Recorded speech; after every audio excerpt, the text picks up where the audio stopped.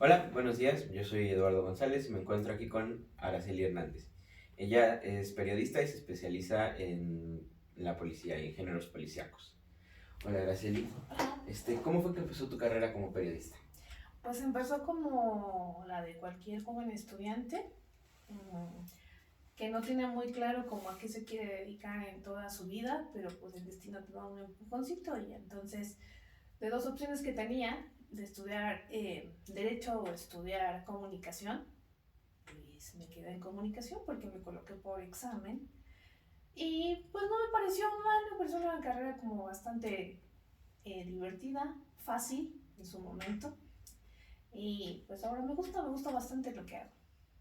¿Qué fue lo que te motivó? ¿Qué fue ese empujoncito que te llevó a decidir por estar en el área de comunicación? Digo, aparte del examen, ¿no? Claro. Mira, conocer los distintos géneros periodísticos, conocer todo el campo al que uno tiene acceso como comunicador, más que como periodista, como comunicador, ¿no? Conocer los talleres de radio, de televisión y de prensa, y ahora pues ya de redes sociales, te da un panorama como muy amplio en donde te puedes desarrollar, o sea, nunca te vas a aburrir. Es una carrera en la que nunca te vas a aburrir. Puede que no tengas muchos ingresos, mucha suerte porque está muy saturada y ahorita con la tecnología pues la mayoría puede ser periodismo si así lo decide, no de calidad pero lo hace, pero nunca te vas a aburrir. Ok, ¿en algún momento sentiste que ser periodista era tu vocación? Nunca he sentido que sea mi vocación. Extrañamente creo que los seres humanos no podemos tener una sola vocación. Creo que tenemos como muchas aristas para las que podemos ser afines y creo yo que como comunicadora, como periodista y como creativa, o sea, esas podrían ser algunas de mis vocaciones, pero reducir todo a una solamente, híjole, sería muy difícil y yo creo que no aplica para mí. Ok. ¿Cómo describirías tú tu profesión de ser periodista? Bueno, tiene que ser ante todo un compromiso social, un compromiso ético y tienes que amar lo que haces y tienes que ser bastante como fuerte y persistente para lograr tus objetivos. Yo creo que el periodista es una persona como terca, ¿no? Se va a encontrar con muchos obstáculos, siempre, siempre. El periodista siempre tiene muchas piedras en el camino y las tienes que ir haciendo a un lado. Tienes que ser como lo suficientemente inteligente como para extender tu línea de investigación y decir, aquí me dijeron que no, pero ahora voy por acá, pero lo voy a encontrar. O sea, tienes que ponerte el objetivo y llegar a él, como sea. Ok.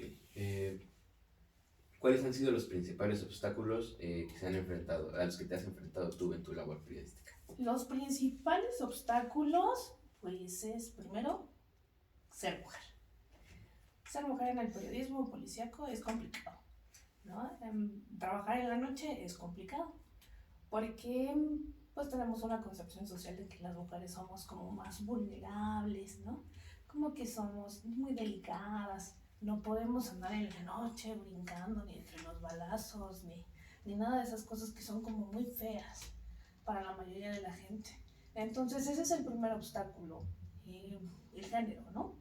Que les quites esa idea de que puedes hacer prácticamente lo mismo que un hombre, ¿no? Y bueno, ya en lo que no es policíaco, los obstáculos, pues es no tener contactos, por supuesto.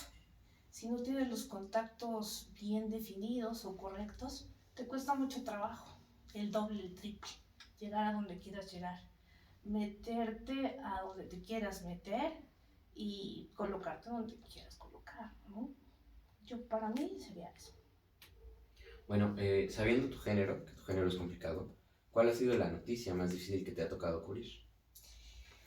Hay muchas, pero te voy a dar como un resumen de lo que a mí me parece más sensible. Para Araceli lo que le cuesta más trabajo comunicar es cuando le pasa una tragedia a un niño, ¿no? Ahorita tengo una muy reciente, tengo dos que recuerdo mucho, pero la más reciente fue el homicidio del padre, me parece que fue en la Narvarte, que acuchilló a sus hijos, ¿no? y mató a una de las niñas por las lesiones que le provocó, incendió la casa, los niños sufrieron quemaduras, la niña cayó del techo, entonces fue una tragedia tremenda. Cuando tienes que narrar todo eso y cuando estás escuchando que está sucediendo, primero no lo puedes creer, después tienes como toda esta adrenalina en el cuerpo y después te toca pues plasmarlo, ¿no? A esa puedo aunar la más difícil, fue dar la noticia de la muerte de mi jefe, ¿no? Lo atropelló un camión cuando estaba esperando el cine en la motocicleta, acababa de salir de su turno, se despide de nosotros en la redacción y nos dice que no le hablemos porque ya, o sea, ya se acabó el turno, ya me voy, 10 de la noche, bye, ¿no? No me hablen porque no voy a contestar. Y ocurre una eventualidad. La persona que estaba en el radio ese día me dice que necesita un permiso porque su esposa acaba de ingresar al hospital. Y le digo yo no te puedo dar el permiso, ¿no? O sea, yo no gozo de esa autoridad, no estoy facultada. Pero le hablamos al jefe y con gusto lo vemos. Le hablo, no me contesta la primera vez, se tarda 5 minutos, me devuelve la llamada y me dice, es que, ¿sabes qué? Venía manejando, tuve que guiarme y estacionarme, ¿no? Le platico la situación y me dice, sin problema, si tú crees que tú puedes hacer cargo de la información sin él, dale el permiso. Como sí, adelante, está bien, yo asumo, me coordino con el centro de operaciones y lo hacemos. Se va el chico le digo que sí, que sin problema. No sé, unos 10 minutos, 15 minutos después llega una persona corriendo y me dice que hay uno de mis motociclistas tirado en la avenida Chapultepec, que acaba de derrapar y que estaba debajo de un camión de basura. Y yo tranquilamente le dije, no, o sea, todos los reporteros fieles ya se fueron. Desde las 10 de la noche no tengo a nadie en la calle. Dice, no, sí, es tuyo. O sea, la matrícula es de este departamento. Llamo, pregunto, consulto las matrículas, le pido al policía que está en el área que me corrobore la matrícula. Empiezo a llamar ahí internamente los que conocían pues los números que manejan esas placas. Y me dicen que es la motocicleta del jefe. Pues todos empezamos a salir, llegó una unidad por mí, nos llamaron al lugar, tuvimos que certificar que era él, darle la noticia a la familia, la dirección, ir al MP, seguir el procedimiento como es. Y nada, hacer tu nota, ¿no? Llegas desubicada de todo porque es algo que no puedes creer y tienes que redactar y tienes que publicar y el otro día tienes que estar allí en el funeral, ¿no? Como son los funerales de los policías, con todo un protocolo, con todo el cansancio y con todo el dolor que puede implicar, porque además era un muy buen jefe, ¿no? Era muy, muy responsable y muy entregado a su trabajo. Sí la podría colocar, yo creo que es superior a las que te conté, pero en niños y esa, pues yo creo que fue como bastante fuerte, ¿no? Sí, completamente. Bueno, creo que como toda profesión te da alegrías, te da decepciones, te provoca frustraciones, pero ahora podemos hablar de las satisfacciones que te ha dejado tu profesión. Pues satisfacciones sí me ha dado, me gusta cuando puedes ayudar a las personas, cuando alguien te pide que le eches la mano para difundir, por ejemplo, una alerta Amber, cuando te piden que hagas el trabajo sobre un tema que puede llamar la atención de cierto sector, el cual va dirigido, por ejemplo, un político, ¿no? Por ejemplo, un problema que te gusta en las escuelas, cuando hay como porros, cuando hay puntos de delincuencia, cuando hay venta de drogas, y te dicen, no podrías ver, venir y escribir algo, lo haces, ¿no? Y tú mismo puedes empezar a generar ahora en tus redes sociales, pues todo ese contenido. Eso me parece que puede ser como de lo más agradable. Y bueno, ya después los reconocimientos que vienen por el equipo de trabajo, con los jefes, institucionalmente. Bueno, eso ya es otra cosa, pero yo creo que lo principal es como cuando puedes ayudar, cuando teniendo los contactos puedes hacer algo por alguien, a cambio no hace nada, ¿no? Solamente de ayudarlo. Y ahora, digo, tocaste un tema muy importante, como lo son política, drogas, porros, temas de inseguridad de algún modo, ¿no? Que afectan a la población. Supongo que eso en algún momento te ha llegado a provocar alguna frustración con algún lector o que difieras con algún lector. Yo creo que diferimos siempre, y no solamente con los lectores, hasta entre los equipos de trabajo, con tu editor, con tu productor, con tu compañero de análisis. Siempre, siempre, siempre va a haber diferencias de opinión. Todos pensamos que nuestra opinión es la correcta conforme a nuestra experiencia. Pero un periodista también está obligado, primero, a ser como responsable de su opinión y también a respetar las demás.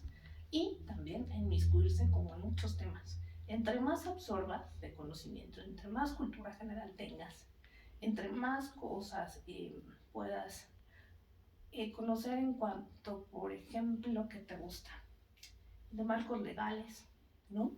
De protocolos, eso te respalda en cuanto a tu opinión. Hace, pues si no cierta, por lo menos sí le da más rigor, ¿no?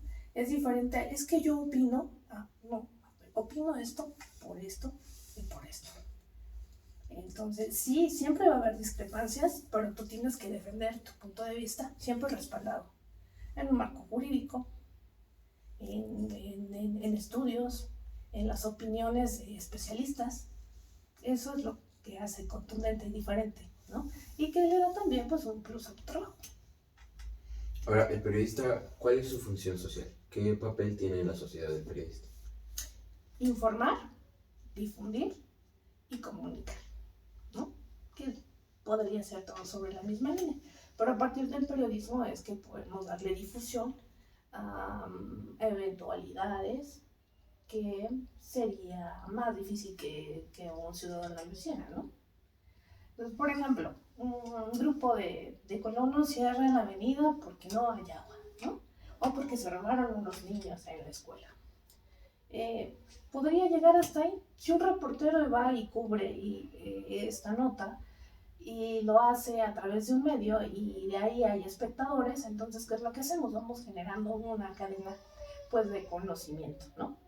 Y va a llegar a lo mejor a estratos diferentes, como al presidente municipal, como al delegado o alcalde, ¿no? Y entonces va a decir, oh, ¿sabes qué? Es que ya dijeron mi nombre ahí. Ya dijeron que fulanito de obras públicas no está trabajando. Mándame una comitiva que reciba a esa gente y que le dé solución. Que por lo menos canalicen el problema. Ya cumplimos con una función social. Comunica. Y puede ser desde una cosa muy simple hasta grandes cosas como lo vimos en la estafa maestra, ¿no? O sea, un equipo de periodistas que se dedicaron a hacer una gran investigación, que hicieron una publicación a gran escala, con un impacto muy importante en cuanto a relevancia política y económica. Sacaron nombres que no nos imaginábamos y todo lo que provocó, ¿no? Un descabezadero. Y hasta la fecha sigue teniendo repercusiones. ¿Hay algún personaje que te haya gustado entrevistar o que te gustaría entrevistar en algún momento? Pues me gustaría entrevistar a muchos personajes, pero todo depende el tiempo y el espacio, ¿no? Depende de lo que te toques cubrir, pues es tan importante. En ese momento la necesidad es tener la información, ¿no? Por ejemplo, ¿qué te gusta? Si estamos en un concierto, pues me gustaría entrevistar a quien va a salir a dar el concierto, ¿no? A un fan. Pero si me toca ir a cubrir la llegada del Papa, pues quiero entrevistar al Papa, por supuesto, ¿no? A lo mejor a su equipo de comunicación, a lo mejor a la gente que va a tener el control de todo su recorrido. Entonces yo creo que no hay personajes importantes o no importantes, todo es conforme al contexto, ¿no? Y un periodista tiene que ser consciente de eso. Cualquier persona te puede brindar información que puede ser útil en su momento. Okay. ¿Qué características debe tener una persona que planea ser periodista, en especial tomando en cuenta las experiencias que ya nos dijiste, ¿no? Pues tienes que ser abierto, te tiene que gustar investigar, te tiene que gustar leer, tienes que ser como ético, responsable. Tener en cuenta que en esta profesión no hay días festivos, no hay tengo sueño, no hay tengo hambre, no hay es que hoy voy a estar con mis hijos o con mi familia.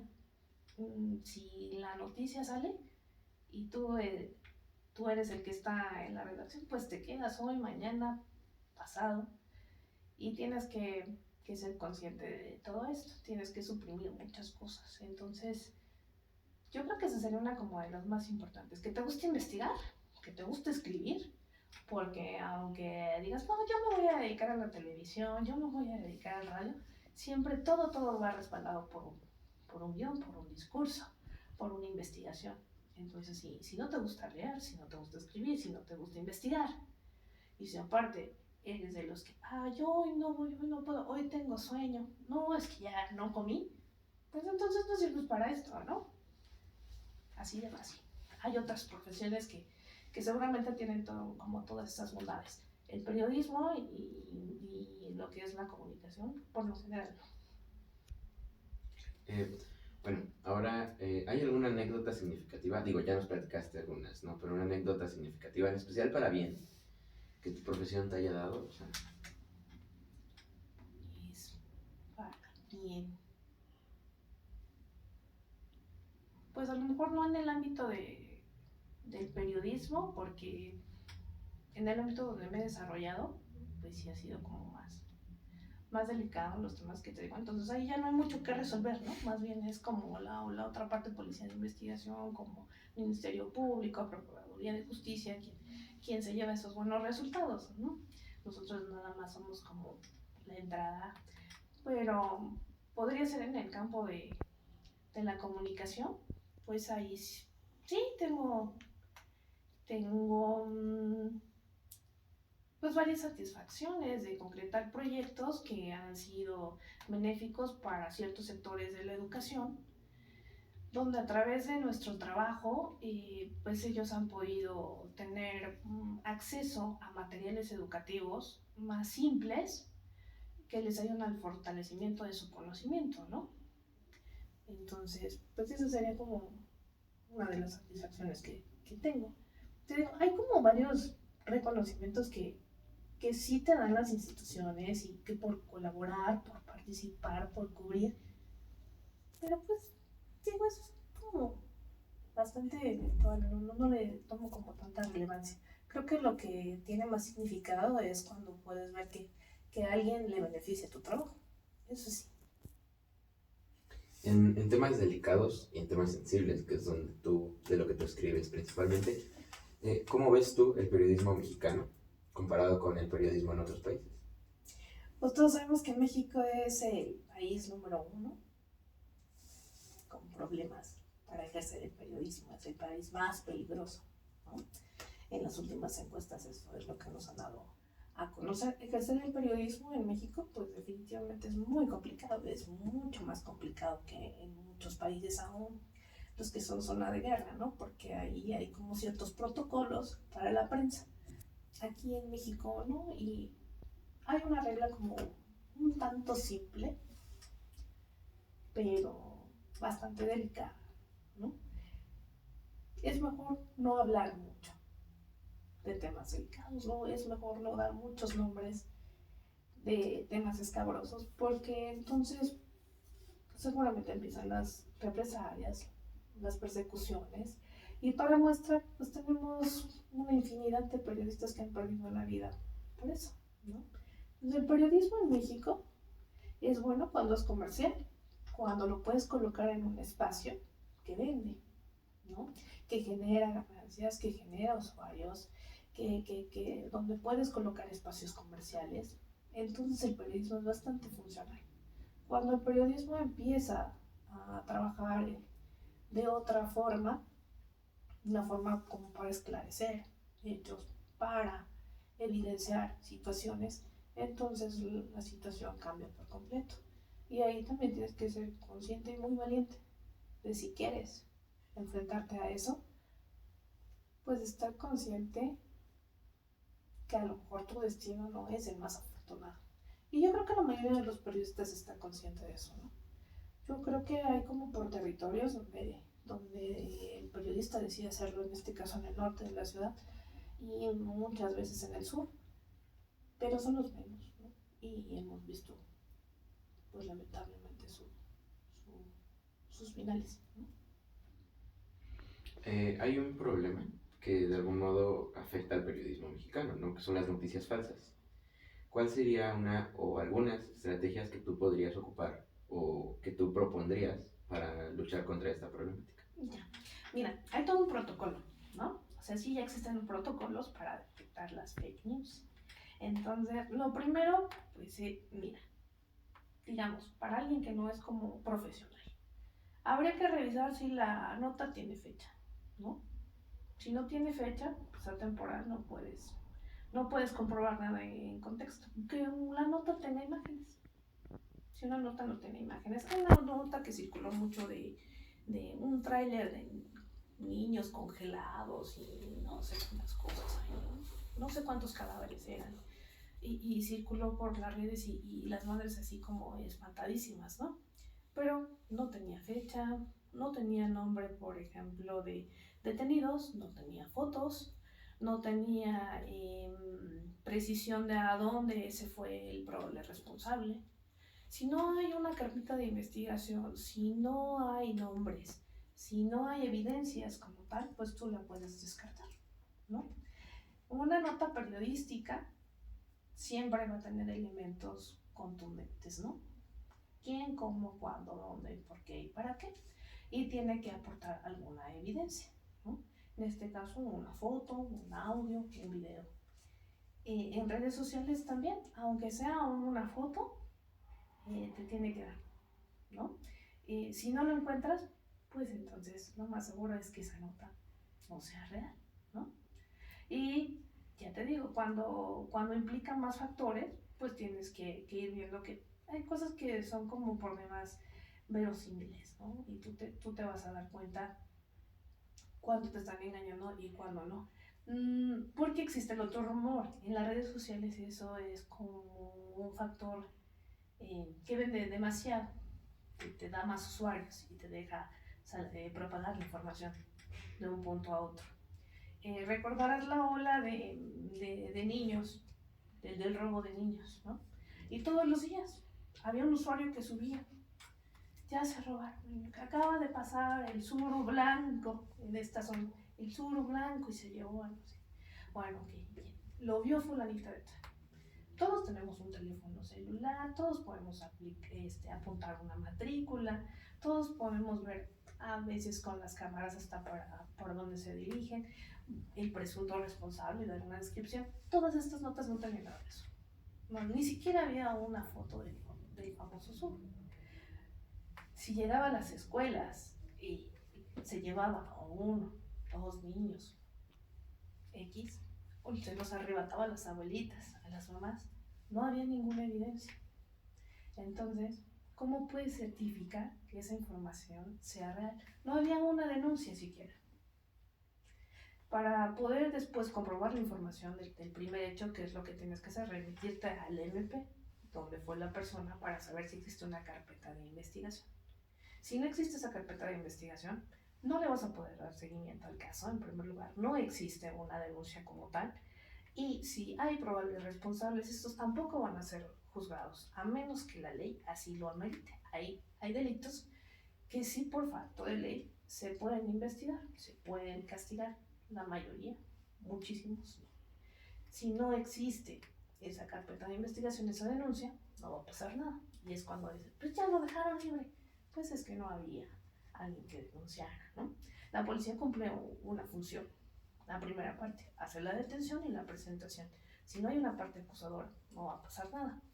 Con el Suro pasa esto. Si dicen que se llevó a los niños, no tenemos evidencia de nada, pero tampoco tenemos una denuncia del familiar. Todo eso pues ya te hace pensar en que estos son rumores, ¿no? Y ya te digo, yo diría que lo primero, para los que no sabemos mucho del tema, sería consultar eso, fecha, evidencias gráficas y que diga quién fue y a dónde se lo llevaron, ¿no? Se habla mucho de que la juventud es el futuro de México y la juventud también es el futuro del periodismo. ¿Qué papel juega la juventud en el periodismo de hoy en día? Yo creo que el papel que ha jugado siempre, ¿no? Es el de los semilleros de la información, pero ahora va a ser una generación de información más inmediata, de información digital. A lo mejor ya, y ya el periodismo está donde saber, ya no es necesario que estés en una redacción todo el día. Están los formadores, están gente como de estructura que sí necesita estar ahí porque están formando, ya sea las páginas, ya sea las notas, ya sea los gráficos, pero la gente, el periodista ya como tal, ya no hace tantas horas en la redacción. Ya nada más te llaman o te mandan un mensaje, un correo electrónico, te dan cuando hacer tu orden del día y tú vas, la cubres. En el sitio puedes empezar a redactar o te esperas a llegar a tu casa o al otro trabajo, porque la mayoría tenemos como varios trabajos, y empiezas a subir, ¿no? Ahora tienes la grabadora ya también en el teléfono, ahí tienes la cámara, tienes el programa de edición, entonces puedes empezar a armar ahí tu notita. Si lo vas a hacer por audio, ahí la grabas, se la haces llegar a la persona en la redacción y ellos la van capturando, la van ilustrando y ya se va. Es ya todo como muy inmediato, y eso es lo que, la vertiente que va a tener el nuevo periodismo, ¿no? Va a ser todo ya no va a haber tanta oportunidad de hacer como una corrección, como una edición, ¿no? Va a haber un poco menos de control en ese sentido, pero también va a haber un poco menos de investigación, ¿no? ¿Por qué? Pues porque el usuario pide inmediatez. No le interesa tanto a lo mejor como, los antecedentes de, ¿qué te gusta? Una explosión de gas, ¿no? Vas, armas la nota. A lo mejor antes lo que podemos hacer era la explosión de San Juanico, las explosiones más representativas, y te ibas a la hemeroteca o te ponías a investigar cuáles son y das un contexto y bueno, haces un comparativo en proporción. En México estos sucesos tienen periodicidad de tanto, impacto de tanto, víctimas fatales tantas, y empiezas a hacer comparativos. Ya no va a haber esa oportunidad. La gente solamente quiere saber qué pasó, dónde pasó, pero lo más importante, quiere verlo, quiere escucharlo. Somos, bueno, los jóvenes serán una generación muy visual, ¿no? Muy visual. Más que leer, la gente ya se interesa más por ver. Eso es lo que yo puedo decir. Y pues la responsabilidad de los jóvenes entonces es, además de dominar los medios digitales y de que ahora vas a tener que ser un reportero que sepa los estándares mínimos de televisión, pero también que sepa armar multimedia, también que sepa diseño gráfico, que sepa escribir, ¿no? Y pues que le guste investigar. O sea, no se va a poder vivir sin datos en ese momento, porque pues si hoy en día no tienes datos, pues no puedes hacer absolutamente nada, ¿estás de acuerdo? Entonces ya no vamos a vivir por los libros, ahora seguramente los vamos a buscar en los archivos electrónicos. Pero un problema que van a enfrentar es aprender a investigar desde el teléfono. Ya las fuentes vivas, ya las fuentes históricas a las que nosotros recorríamos, por supuesto que siempre van a ser elementales, pero yo creo que va a ir disminuyendo, al menos en la nota inmediata, su uso. Así es como yo lo veo. ¿Usted qué les recomendaría a los jóvenes para tener un acercamiento al periodismo? Pues es muy fácil abrir un portal, abrir un periódico, ver un noticiero, y que más que ver nada más empieces a pensar en todo el trabajo que se ha hecho para poder tener acceso a una nota así. Y por ejemplo, Twitter me parece que es una herramienta buena para ver cómo es la inmediatez de la información y cómo en pocos caracteres puedes plasmar la información, cómo va tan comprimida y tan a la ligera, ¿no? y cómo las notas ahora en minutos están arriba, pero no te están diciendo nada, nada más te están dando como el tweet, así, como ocurrió en breve más información. Yo creo que pueden acercarse a eso, a las redes sociales, a los periódicos, a todos los medios para tener un acercamiento a lo que es el periodismo. Y bueno, pues ya después, si quieren adentrarse un poquito más, pues bajar un libro de periodismo precisamente para que vean que es toda una formación, ¿no? Que parece muy fácil y que aparentemente cualquiera lo pudiese hacer, pero que la ortografía sigue siendo básica, la redacción sigue siendo básica, sintaxis sigue siendo básica. Hoy en día hasta los idiomas son importantes porque pues, ya te llega de todo lado y hay muchísimos modismos y ya muchas palabras aceptadas por la academia que se pueden usar. Entonces, todo el software viene en inglés, ¿no? De la mayoría de las plataformas que utilizamos, y que se dan cuenta que pues los de antes nos formamos como muy despacito, ¿no? Muy a la ligera, te enseñaban como el método de cómo orgar, hasta cómo pensar, ¿no? Teoría de la comunicación, que a lo mejor ahora ya no la van a ver porque pues insisto, lo importante es ahora que sepas manejar las plataformas digitales y va a ser más importante a lo mejor que sepas diseñar a que sepas teoría de la comunicación, ¿no? Será como muy somero lo que te ven.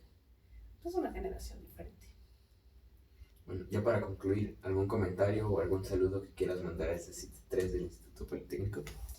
Bueno, pues sí, les mando muchos saludos, espero que les gusten las ingenierías, no tanto la comunicación, ya vemos muchos comunicadores, pero si hay así algún usado, pues bienvenidos sean.